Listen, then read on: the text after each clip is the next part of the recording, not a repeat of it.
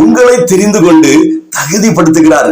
இந்த உலகம் ஞானிகளை தெரிந்து கொள்ளும், ஆனால் தேவனோ பைத்தியங்களை தெரிந்து கொள்ளுகிறார். ஹல்லேலூயா.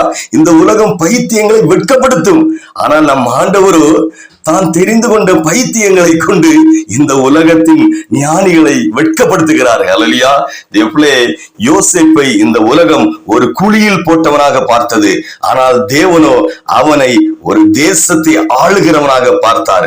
ஹல்லேலூயா. தேவனே, இந்த உலகம் சாத்ராக், மேஷாக், ஆபேத்நேகோ என்கிற 3 வாலிபர்களை அக்கினி சூளையில் போட்டு அவர்களுடைய சரித்திரத்தை முடிக்க நினைத்தது. ஆனால் தேவனோ அவர்களை ஒரு மகாணத்தின் அதிபதிகளாக்கி சுத்திகரித்து கொண்டிருந்தார்.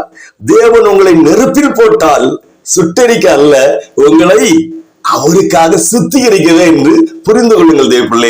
தேவப்பிள்ளை, உங்கள் வாழ்க்கையில் நீங்கள் கடந்து போகிற சூழ்நிலைகள் ஏதோ தற்செயலாக சம்பவித்தது